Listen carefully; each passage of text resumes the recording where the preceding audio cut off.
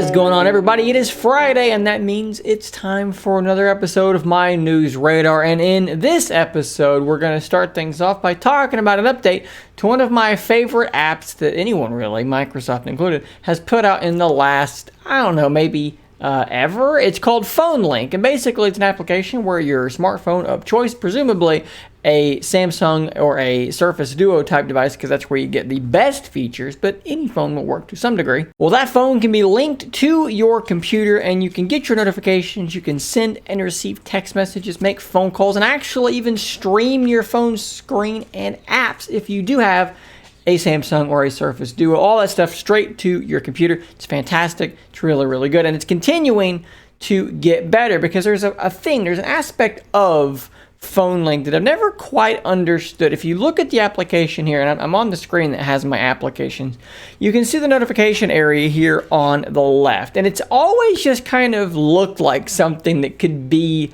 collapsed, that could be moved all the way over to one side. And in fact, that is what we're going to be getting here very soon. If we go to NeoWin, where they actually have this, you can see there that it can be collapsed and then expanded back out. Apparently, from the looks of this, the screen here where it looks like this, where it's permanently there, is actually going to be going away in exchange for something that can only be sort of pulled out like a little bar, like maybe almost like the widgets panel on Windows 11, and then retracted when not needed. You'll also see that there's an option there to search messages. That may have already rolled out to you.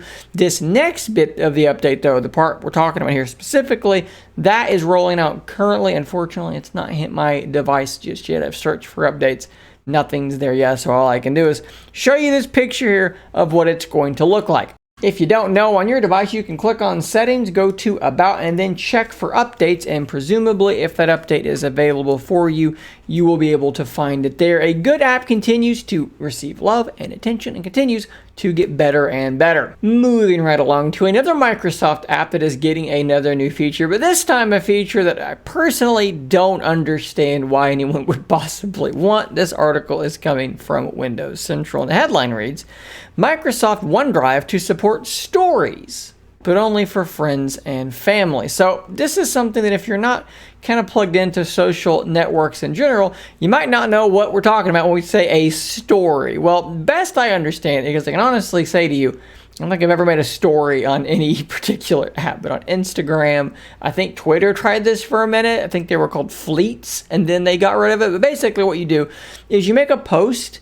that's an image, maybe it's a video, and there's some text, and it's only there for like a day or two or a week, I don't know, but it's timed. Eventually, it will delete itself, and if you missed it, it will be gone at that point. I've personally never understood why you would want to do such a thing. If it's something that's worth posting, then post it and leave it there in perpetuity. Why would you want it to delete itself? I don't understand why this would be a feature. Now, I remember when Snapchat did this, but I think Snapchat, and you can make your determinations as to what was going on Snapchat sometimes that maybe you wouldn't want permanent proof of, and the fact that if you screenshotted it, people would get notifications that it was screenshotted. Snapchat was Snapchat. That was a bit more understandable because I know how a lot of people were using that app, but like Instagram, maybe a little weird, but then OneDrive, who is this for? Who's been clamoring for stories in OneDrive? We didn't want it in Twitter. Why would we want it here? And then it's like, well, oh, it's just for people that you know. It's for people that are your friends, people that you can determine who you're sharing it with. So it's a feature that we didn't want on Twitter, but now it's in OneDrive where even fewer people can see. I'm having a really hard time understanding who this is for and why we need this. And to me, this just looks like yet another app trying to be all things, trying to be a social media type thing when it doesn't need to be. OneDrive can just be OneDrive. It can just be a place to upload your files to, and then you have your files in the cloud. It doesn't need social media features. I'm sorry, this is just bizarre to me. There's no reason for this. And if I have a picture or something in OneDrive that I want someone to see, a family member, because we're talking about restricting this, as they say, to only the people that matter, I can just send it to them. I can just make a link and I can just send it to that individual. Needless to say, this is something I simply do not understand, but something I do understand is the fact that Windows 11 is continuing to actually do okay. The market share is in fact growing larger and larger, despite the fact that Microsoft is doing everything they can to keep people from being able to use their new operating system. If we look at some numbers here on Microsoft via AdDuplex in its latest report for June, Windows 11 is now running on 23% of surveyed PCs, up from 19.7% when last checked in April. So that's a pretty substantial bit of growth. And if you look at your pie chart, if you can visualize what 23% looks like, well, there you go. That's a pretty big chunk, right? That's nearly 1/4 of the pie.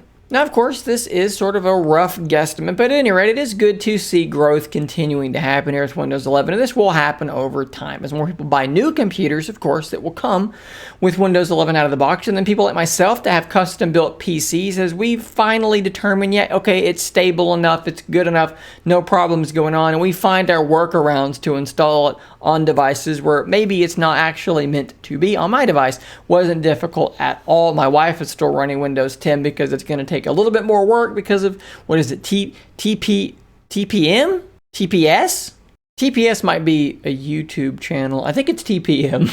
At any rate, Windows 11 continuing to grow, as is, segue, Samsung's market share in foldable OLED devices. Now, this next story is something that's actually gone around for a little while now, but there's never been what I would call great substantial evidence of the truth of these reports, but they keep coming back up, and I think that it makes sense that it's going to happen anyways. So we're going to touch on it here today and kind of what it would mean. Headline from Sam Mobile: Samsung may release foldable phones cheaper than $800 by 2024. And they don't really have much to cite here either.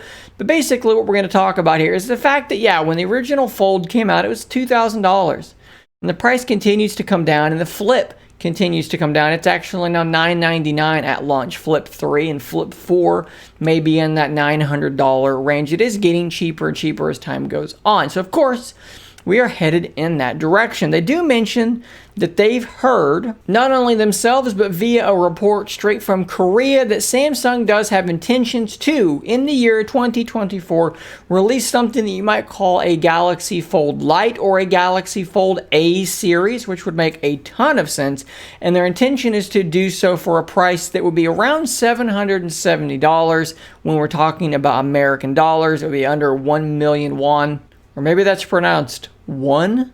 I've never actually heard it pronounced, only written W-O-N. I don't know. At any rate, Samsung hopes that there are a couple of things whose trajectories will intersect at a really optimal point, and that is the ease of making these things, the durability of these displays, and also the price of manufacturing. And should they interact at a really nice place, you could potentially have a device that is $800 or so, maybe even less than that, and could still be pretty good quality, could still deliver a nice foldable experience. Samsung is currently running with ultra thin glass on all of their devices, which is nicer to touch. It is more durable in terms of scratches, although it can crack.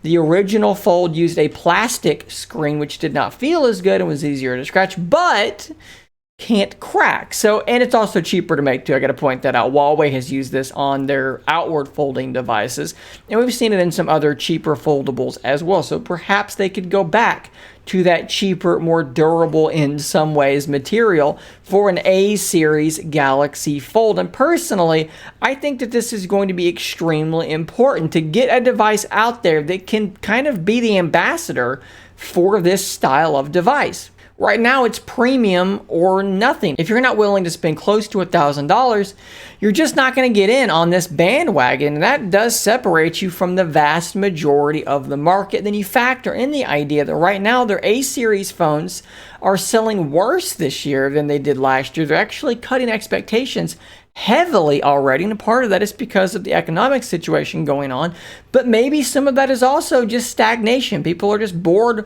with these phones. So being able to introduce a foldable A-series phone that could maybe dip its toe into that budget side of things could prove to be extremely advantageous for Samsung going forward. And I would love to know what you guys think about this idea of a budget Samsung foldable. I feel like if anyone can do this and do it really well, surely it would be Samsung with all of their experience, not just in foldables, but in making budget-friendly phones that are really, really good. Guys, please sound off in the comments down below. And that's pretty much all I've got for you today. Thanks for watching. Thanks for subscribing. Extra big thanks to the YouTube members who are currently scrolling across the screen. I'm going to give them a little bit more time to scroll through all of them so they can all be read. That should probably be enough time. Guys, I'll see you on the next one. And until next time, stay nerdy, my friends.